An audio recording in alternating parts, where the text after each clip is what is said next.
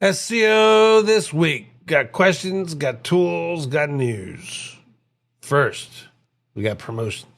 Did you know a press release alone isn't enough? Visibility is key. You need a multi-platform strategy to share your story across news, audio, video, and social media. Welcome to Magic PR, where your press release transforms into a powerful media experience, maximizing exposure and engagement. We distribute your release to top outlets like Yahoo Finance, Bloomberg, Business Insider, and more. Plus, your release is SEO optimized, ensuring better search rankings. But we don't stop there. We turn your press release into a podcast, distributing it across 25 platforms like Spotify, Apple Podcasts, and SoundCloud. Then, we create a social media content for Facebook, X, and Instagram, and even transform your story into a video press release for YouTube and top media sites. Video drives over 80% of higher engagement, and short-form content is king. We make viral videos for your YouTube Shorts, Instagram Reels, and more. At Magic PR, we don't just publish, we amplify. Get your press release seen, heard, and shared everywhere. Visit magicpr.com today and take your brand to the next level. Back to you, Clint. All right, next promotion. Shameless plug. It's myself. The SEO Consultant page is up. Digitaleer.com. Go to right here. You'll see consulting. Come sign up. It's $200 an hour. You pick the dates you want. You see July is open pretty good. And then you bring your questions. We're going to do this we'll use Zoom. We'll turn on recording. So you'll get the recording. You'll get the AI summaries, and then you'll get the ability to ask any question you want. Link building, content optimization, technical SEO, ideas bouncing off of SEO, agency expansion, whatever it is you want to talk about. I'm not holding anything back. When we teach you how to do schema, write a schema, we can go through that process. You want to check on your SEOs and make sure they're giving you the right information. We'll do that too. You want a third set of eyes to just look at a problem and maybe help come up with a solution that you may or may not have seen. We can look at that too. So come check out this. You see Anita Campbell. We helped her at Small Business Trends before helpful content update. Rate that website. But we were doing awesome. We made $2 million in 6 months on that website, and then helpful content update creamed them. So she just killed that whole project altogether. But we've also already had a couple other people take advantage, and I'll have the reviews up here soon enough. But like I said, come check it out. Again, I'm not trying to get you to sign up and pay for monthly SEO. If you're doing your own SEO as a business owner, having someone to fall back on to schedule, you can come here, ask a question, come back next week or a couple weeks later and have another session. And then you're not out all by yourself dealing with this madness, and you have someone to bounce your ideas off of. So check this out. I will say that this second time that I recorded is because Camtasia crashed. Again, I don't know what the F is going on. I even turned Camtasia on, hit record, talked for a while, turned it off, and it didn't crash. And then I recorded a long version of this episode, and it didn't crash. So, F you, Camtasia. All right. Google Index is indexing Instagram.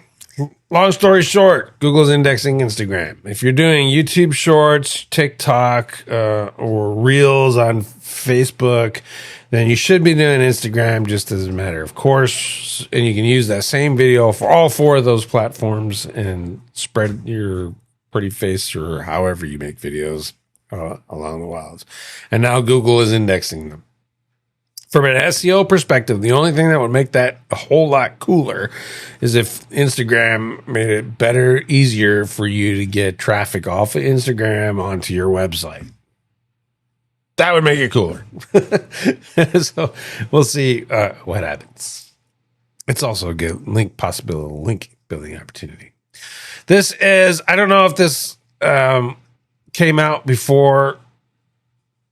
I don't think it came out before last week's episode, but I do remember talking about it last week, and I think it was right after I did the recordings that I saw this. So Short version, this is a summary of marketing people, and 5% of websites grew faster using AI, while at the same time, 14% of respondents said they believe AI content is better quality. That's the flip side of that is there's a shit ton of people that say that human content is better than AI content.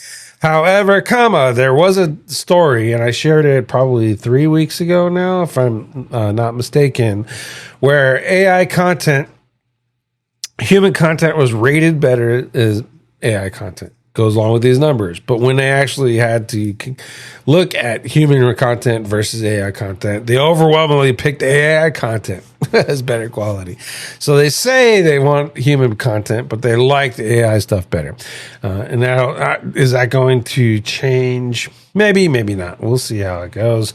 But just remember, this data, you can actually use this data in your proposals, etc. And it helps support, why you're doing certain things. And in particular, why are you using AI?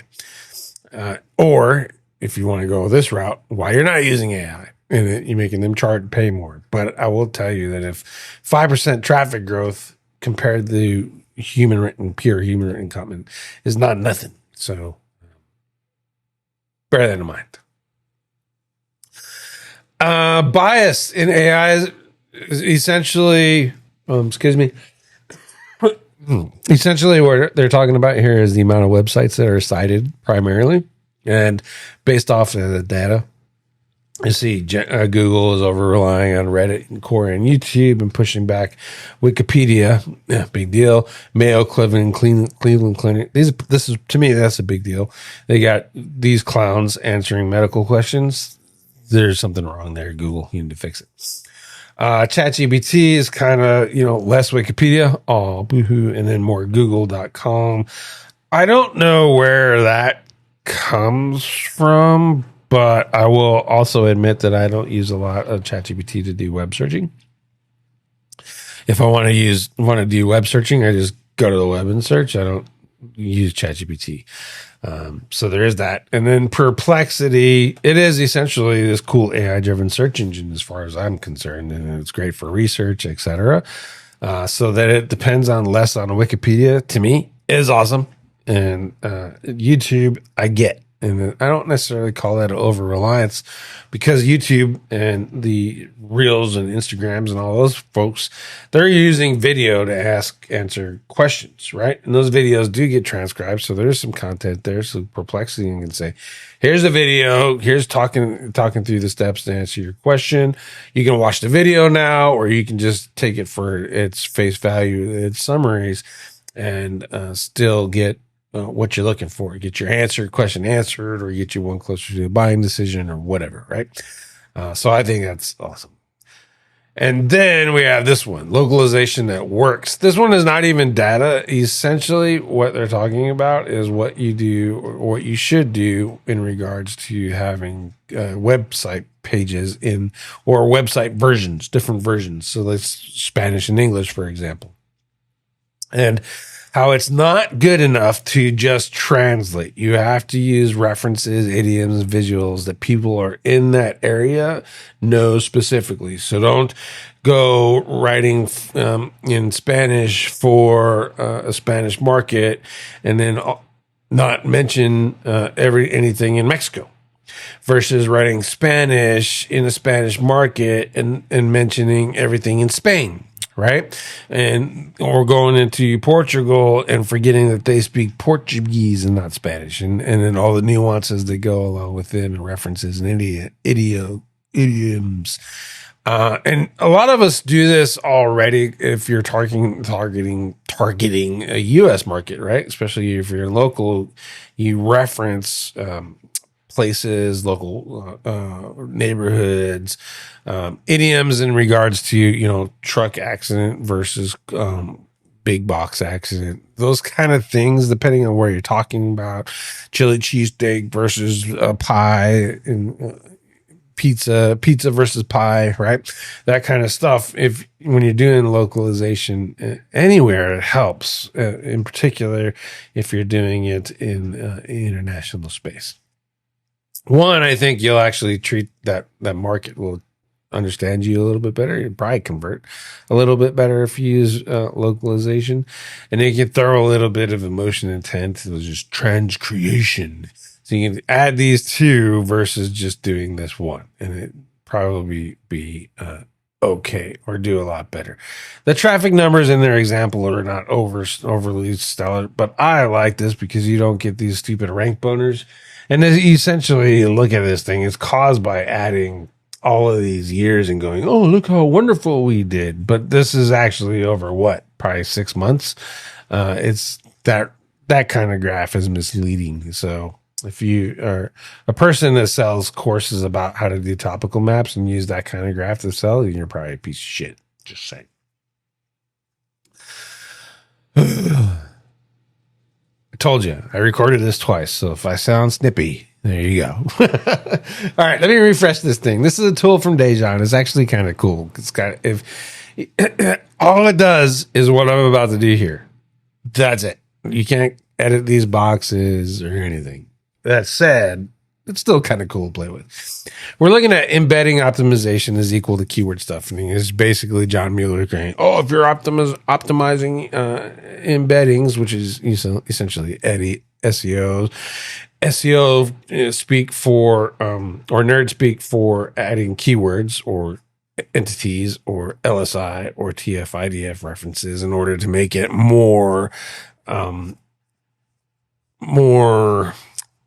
try to use, I'm looking at cosine similarities. If you're trying to make it more relevant for the term, then your keyword stuffing. Now, I will say that there is the more you keyword stuff, the more relevant it is, which is why all those keyword research or keyword density tests where you had 99% were ranking before 10%, right? So keyword density does matter. And as long as that still remains the case in search engine optimization or AI, especially now with AI, where they're essentially doing this kind of stuff too to find related cosine similarities to the query, then if you understand this and you can visualize it, then you get a better idea of what the hell's going on. So the query is actually GEO, GEO. And it stands for normal sentence. It stands for generative engine optimization, even though nobody knows what exactly generative engine means, right? So these are actually probably entities related or to the definition of geo. But you see here's the query down here, and then the normal sentence is actually pretty far. It's not, I would say, you can get it closer. How would I get it closer? By just adding the stupid acronym GEO right here in parentheses, and then I would bet that this would come closer and be to what we're looking for. And then you can see the keyword stuff version. GEO, you say, yes, GEO. See, GEO stands for goose egg omelets. That's what GEO stands for. Obviously, we all know that is keyword stuffed, right? It doesn't even read good. Like if you're writing a Dr. Seuss version of a web page, there you go. But you can add more geo, and as this updates, you can see this cosine similarity actually gets closer and closer and closer. Let's see if I can get that little highlight to come up. Come on. Well, you can see here. It got closer. So let's do it again. And got closer. Let's do it again. Got a little closer, right? So it is similar to, or it's addressing the query the more that I do it. Now, does it read well? No. Do you do this to your website? No. As a matter of fact, Google actually has some systems in place that I can, from what I can tell, he did actually a good application of it. You see, geo, period, geo, period, geo, period. That's actually a good way to do that if you were going to do this. I'm not saying you should do this, but you want to do this. You don't just want to put a list. Google's figured out lists, right? But here's all the math, the nerd stuff. If you want to know what any of this stuff is, ask Harpa. Don't ask me. I'm too dumb to do math. I got 3 master's degrees and I didn't take math in any of them. And that was on purpose. And this is a query fan out model. Definitely turn on Harpa for this. Ask for a summary, or better yet, do what I did and take it and put it in here. And essentially what you do is, here's the prompt. Explain this article to me like I'm a 5-year-old. Articulate what this means and how I can apply it to my SEO campaigns. And it put it into real simple terms. Now, do you have to do 5? I don't know. Maybe you want to resonate better with an 8-year-old. Try it out. Or a teenager. Try it out. But what I got is what it is, what Google does with it, why it matters for SEO, and then how I can implement it. If I wanted to, I could go like this.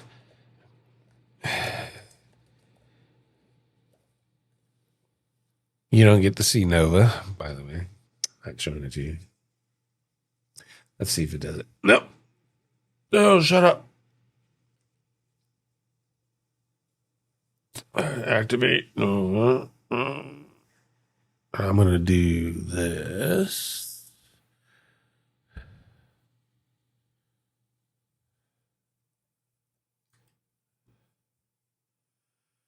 Okay.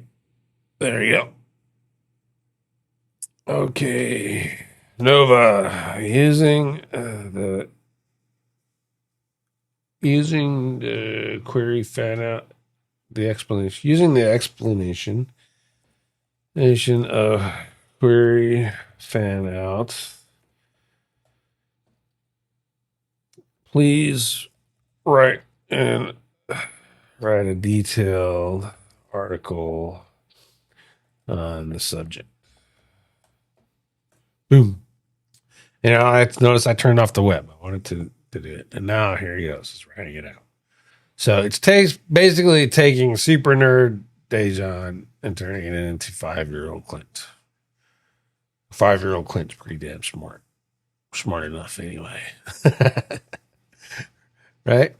That's not too bad. I don't think that's actually too bad. If you wanted to, you could probably figure out ways to do to get the tables and all that stuff too, and kind of make your illustrations, etc. So I think honestly that prompt that I just gave you is worth the episode. It's worth a like and a subscribe at least. Come on. All right, next one, news. This is a podcast. They go over a lot of topics, but at the end of the day, the reason why I'm showing this to you is because they are doing news SEO. So if you are a publisher of information and you rely on advertising from that publishing, then you want to be following the news SEO guys and gals. Those are the ones that are in the front lines that are in regards to information publishing and monetizing said published information. So make sure you watch this podcast. It's actually pretty good. All right. This is yet another deep dive into AI overviews and talking to symbols. I think this is getting really old content, but there's some things in here that are pretty good. And I don't see a lot of people talking about, and highlighted it right there. Google uses Fraggles. And essentially, if you remember passage indexing, and passage indexing drove people also ask how-to questions, FAQs, featured snippets to migrated to AI overviews, and now it's in AI mode. That's passage indexing. Those are Fraggles, right? So understand that, and then do a Google search and find a couple good documents on retrieval augmented generation, just so you understand a little bit about how the AI search engines are putting that information together. And you couple that with this and what you learn out of this using our ChatGPT prompt, and then you can start putting together content on it that it's actually pretty smart. And I'm going to actually do another content optimization video. It's been a couple years since I did that. I need to do a new one because I'm actually killing a lot of tools and the tool belt. Because you met Nova. Well, you didn't get to see her, but that's Nova. If you want that prompt, got to do the SEO consulting, and we'll show you how to use it. But that's Nova, and essentially with Nova, I've eliminated the need for links. With Nova, I have eliminated the need for like phrase, surfer, and all those other tools. And then the only one that I use now is Neuron Writer, because Neuron Writer and Nova are doing two different things, and haven't necessarily figured out how to get Nova to write for both entity optimization and end-ground optimization. But once I do that, we're going to be off to the races. And Nova's stupid smart, so she can figure that out real quick. So understand those things, and you can leverage AI a lot better. Those things being content. What the hell is it? Another word I'm looking for. Content, fragments, fraggles, and rag. And just you don't have to be super nerd smart, understand it. Just understand it a little bit and think about it in regards to how you're writing your content, and how you can use AI directly without paying for third-party overlays of the AI tools to do a whole lot of cool shit. With that, this is a long-term SEO versus short-term SEO. If put this in a better perspective, and I came up with this while I was doing the other video, and I sounded like a blubbering idiot. So now that I've had practice, essentially what we're talking about, and think about it on a military perspective. You have strategy. What is the overall goal of what we're trying to do? And then you have tactics. What are the things we have to do to get there? Long-term SEO is, what is our overall goal? Increased, typically for a small business, is what? Increased leads and sales, right? And then the tactics is how we get there as SEO. So, and our overall goal, our long-term goal should be there and should be understood. We need to be doing agile project management or sprints. Now, if you ever followed the guy Ryan Stewart over Webris, he was selling that whole sprints thing. Is essentially what he did was he's just taking and he's just doing, like, you pay for 3 months and you're going to get these things. And then you pay for 3 months and then you're going to get these things. And you pay for 3 months and you're going to get these things. And what really happens is, if you sell SEO like that, you're not paying for the strategic result. You're providing all the tactics. And then it's up to the business owner to buy the next sprint to get to the strategic result, versus the other way where you're selling the strategic result and it's up to you to figure out all the tactics and get it accomplished there. So I think this is actually pretty interesting article, a little bit super nerdy, a little bit tinfoil hat, I think. But if you can get through all that, it's definitely worth it. Okay, questions. This one's really easy. I'm having a hard time finding anything concrete about this. Do you gain more value from having an internal contextual link within text or a button? And essentially, like, if we go over here and look at our new SEO consulting services page, go sign up at Digitaleer.com, hit the consulting menu right there. If I had a link, SEO Consultant, or if I had a button right here that said SEO Consultant, I am suspecting that both of those, in regards to the anchor text, because the labels, the anchor text would be in the button, right? You would have your anchor text would be part of the button, because of ARIA standards, you're going to have title and link and alternate text for the link, which is going to be your anchor text. So I would suspect that would actually be entirely the same. If this button said SEO Consultant, I would suspect that this link down here would be more valuable than this button, because this is in the site-wide nav.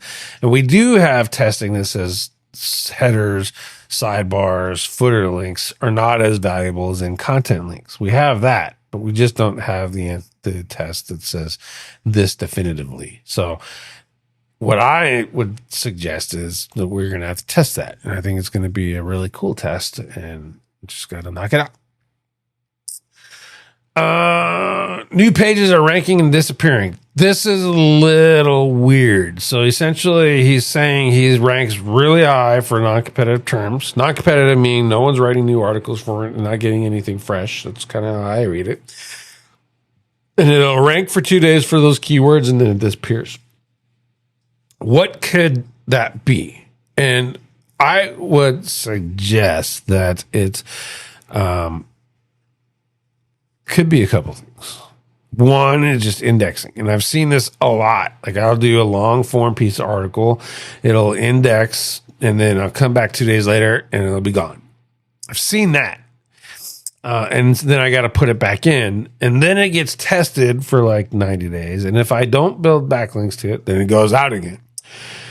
Versus this person is looking over at a set of keywords. My guess is that they optimized it for a head term and then their supplemental keywords, these high non-competitive keywords, are dropping out because they're underrepresented in the article and then they don't get any backlinks for those terms, right? So if I do an article, let's take this one, the SEO Consultant page, and I have, let's say this is a question, like SEO Consultant versus an SEO Specialist. I want to get some backlinks for this. Like my primary term is SEO Consultant. That's what I would like it to rank for in a perfect world, right?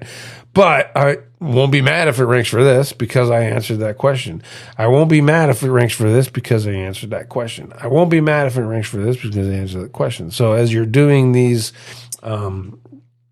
outlines in this way, these are actually also your anchor text and they're related to your content, and then you can add brand into it. Digitaleer discusses how to hire an SEO consultant. Digitaleer answers the question of what does an SEO consultant do, et cetera, et cetera. So there's plenty of ways to play with this. And these, if you're doing that, especially if you're using AI to create these pieces of content, which my guess is this is probably what's going on. You have to have a plan to promote them and just expect that probably 2 days in and then disappeared is normal. If it never, ever, ever, ever comes back and you're doing links and everything else, then my second guess is you have a fried domain and you need to start over in a new domain. Sadly.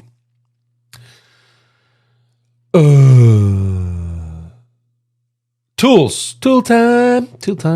All right, this one is there's a content planner sheet in here. I actually like this. If you are doing the topical maps, it actually shows you how to do it without using tools. I think in some ways this is better than doing AI because this is you looking at the search results and making decisions with your brain versus relying on AI to try to figure it out. And they don't necessarily have access to the search engine that you're looking at.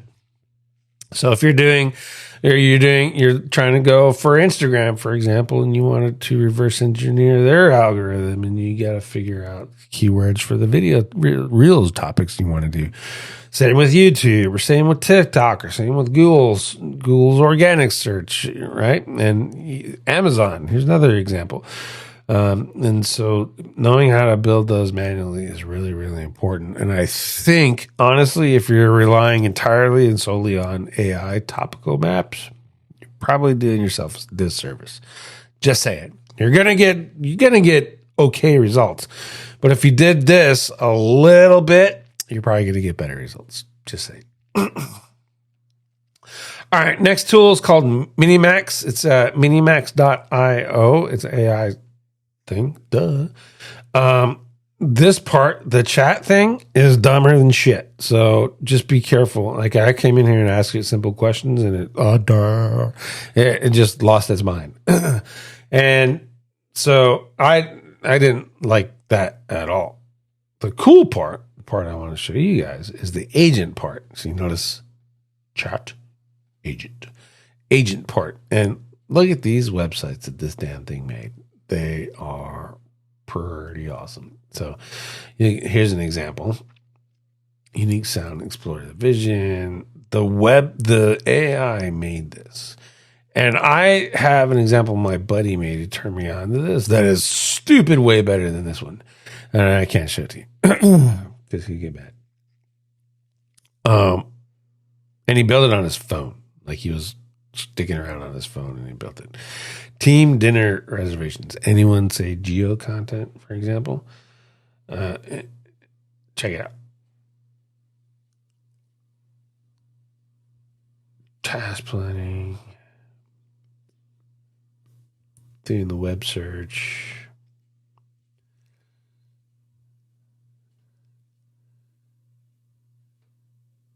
And what's cool is you can see this whole thing of how they built what they built. Like you can watch it do its thing. All the prompts that they used, the things they got through here. It's doing the command line to execute it and create the website. Then the Python. The only thing that I couldn't figure out is how to download a copy of what they made. And I'm guessing that was on purpose. But check this thing out. And it's badass. And it goes. Look at it. It's getting better. Boom. There it is. Now you have this little widget. It's already made, pre-populated with a whole bunch of information. I mean, if you could figure out how to get this, all of that code, and then put it onto like a Geo supporting page, and this was your Geo supporting content, maybe like a little article blurb, and then for your place for your internal links, and then you have all this Geo stuff in there, and you've accomplished the Geo relevance for your silo. And if a user lands on it, it's fucking awesome, and it's actually useful for them. Like, it looks good. Like, you want to interact with this thing, right? And it was all made with AI. Obviously, they went through some steps right here, but essentially, at the end of the day, that's what the user asked, and this is what the user got. Effing dope. So go check out Miniax. Here's another example. This is a dashboard. Imagine doing this with Search Console data, for example. If you're fighting with Liquor Studio, you can use that to make a dashboard like this for connecting to Search Console and analytics, and maybe your Google Ads. You don't want to screw with those dashboards anymore. You can create something custom for your agency or for your business, and it's all right there in one location. And I didn't look at the chat for this, but I imagine it's just as simple as that the chat. All right, last tool, and we're going to close this thing out. This is from Darren Perky. I don't even know how to pronounce his last name, so we're just going to say this is from Darren.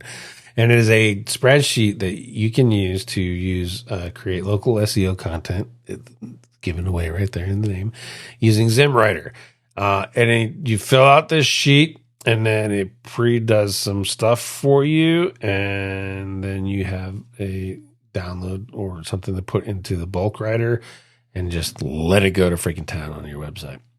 And this video is 1 hour and 13 minutes. I will tell you that Darren is a little long-winded and not very on point. So 1 hour and 13 minutes is actually pretty painful. It was painful for me. I mean, at times I just caught myself not even listening to it playing video games while he was rambling on. That's sad. The tool is really cool and it's really useful, and he's giving it away for free. So we want to give him full credit where credit is due. And you see here, build hundreds of pages, local SEO pages in minutes for free with the ZimWriter spreadsheet tool. Here's the spreadsheet. Here's the video. I'll give you the link inside of the description as always. All right, that's it. I'm going to close this out with reminding you the SEO Consultant service at Digitaleer.com is up and running. Again, it's not designed to, your SEOs are stupid. That's not what I'm trying to do. Your ideas are bad. It's not what I'm trying to do. It's a third party third-party validation of your ideas. Third parties also think of. Maybe I have an idea that you didn't think of. Maybe you have an idea that you want to run by me to see if I've ever tried it. I have had all that testing experience. Maybe you're thinking about an ideas for your agency, that kind of stuff. I mean, the last couple of calls, we've talked about maps, we've talked about link building, we talked about anchor text, we talked about schema. And so it's really awesome. And it goes, I mean, nobody has not like run out of questions before their time. Generally, we end up cutting off because we ran out of time, right? So come sign up. Check it out for yourself. I really appreciate it if you did. Help me pay the bills. And with that, I'll see you next week on SEO This Week.